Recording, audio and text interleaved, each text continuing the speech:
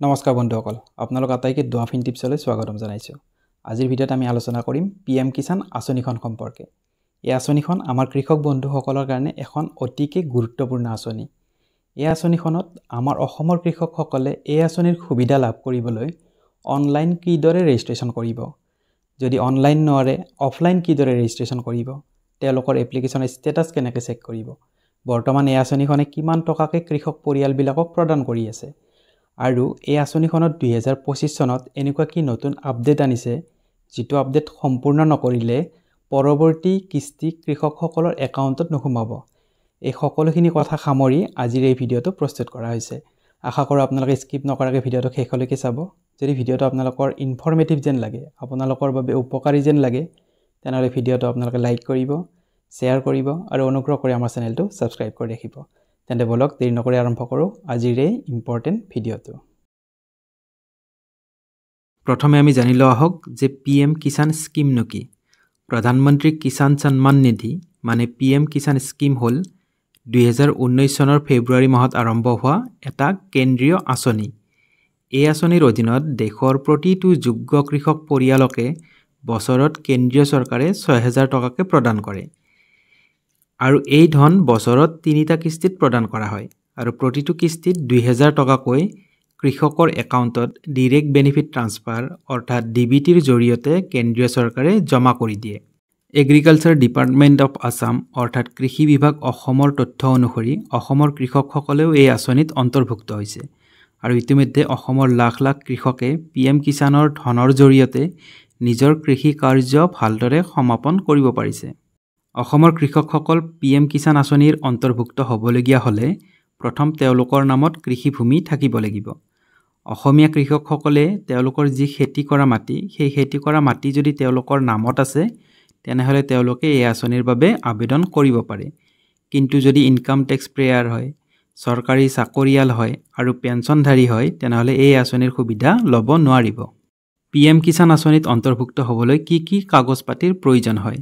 প্ৰথম আধাৰ কাৰ্ড লাগিব, দ্বিতীয় হৈছে বেংক একাউণ্ট নম্বৰ আৰু IFSC কোড লাগিব, 3 নম্বৰ হৈছে খেতি কৰা মাটিৰ কাগজ পাতি লাগিব, দাগ নম্বৰ, পট্টা নম্বৰ ইত্যাদি, পাছপোৰ্ট সাইজৰ ফটো লাগিব আৰু মোবাইল নম্বৰ লাগিব যিটো আধাৰ কাৰ্ড আৰু বেংক একাউণ্টৰ লগত লিংক হৈ থাকে।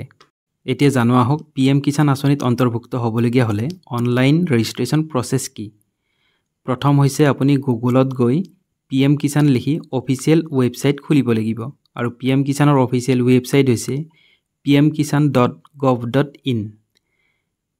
দ্বিতীয়তে আপুনি কৰিব লাগিব হোম পেজত গৈ ফাৰ্মাৰ কৰ্ণাৰ বিভাগত গৈ নিউ ফাৰ্মাৰ ৰেজিষ্ট্ৰেশ্যনত ক্লিক কৰিব লাগিব। 3 নম্বৰ আপুনি আধাৰ নম্বৰ দি কেপচা কোডটো আপুনি এণ্ট্ৰি কৰিব লাগিব। 4 নম্বৰ আপোনাৰ পাৰ্চনেল ডিটেইলছ যেনে নাম, আপোনাৰ ঠিকনা, আপোনাৰ ৰাজ্য, আপোনাৰ জিলা আৰু বেংক একাউণ্টৰ তথ্য আপুনি তাত এণ্ট্ৰি কৰিব লাগিব।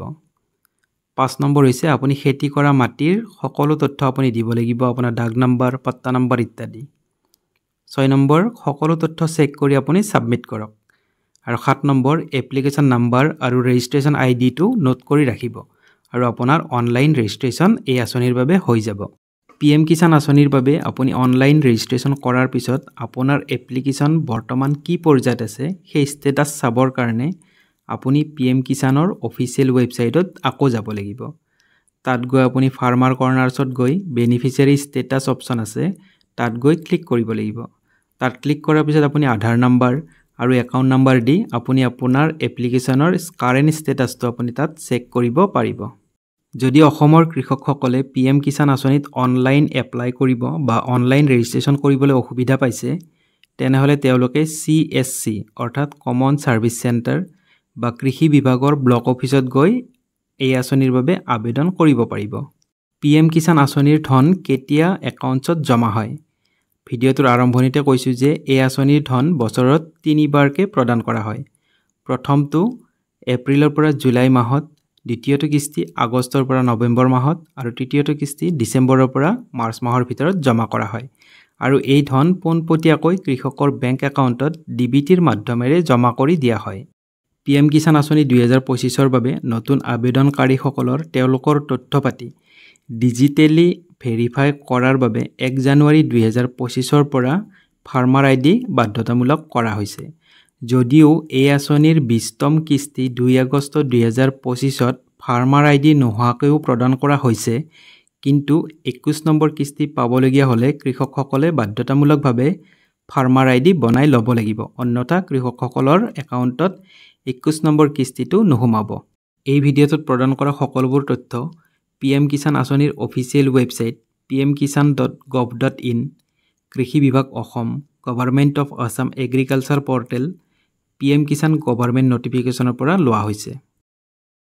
তো বন্ধুসকল, আজিৰ এই ভিডিঅ'টোৰ জৰিয়তে আপোনালোকে নিশ্চয় PM কিষাণ আঁচনিখন সম্পৰ্কে সকলো তথ্য পাবলৈ সক্ষম হৈছে আৰু লগতে আপোনালোকে এইটো জানিবলৈ সক্ষম হৈছে যে অনলাইন ৰেজিষ্ট্ৰেশ্যন কেনেকৈ কৰিব পাৰি। যদি আপোনালোকৰ ভিডিঅ'টো ভাল লাগিছে, যদি ভিডিঅ'টো আপোনাৰ বাবে উপকাৰী যেন লাগিছে, তেনেহ'লে ভিডিঅ'টো লাইক কৰিব, ভিডিঅ'টো শ্বেয়াৰ কৰিব আৰু অনুগ্ৰহ কৰি আমাৰ চেনেলটো ছাবস্ক্ৰাইব কৰি ৰাখিব। তেনেহ'লে লগ পাম পৰৱৰ্তী ভিডিঅ'ত। তেতিয়ালৈকে আপোনালোক আটাইকে জনাইছোঁ বিদায়।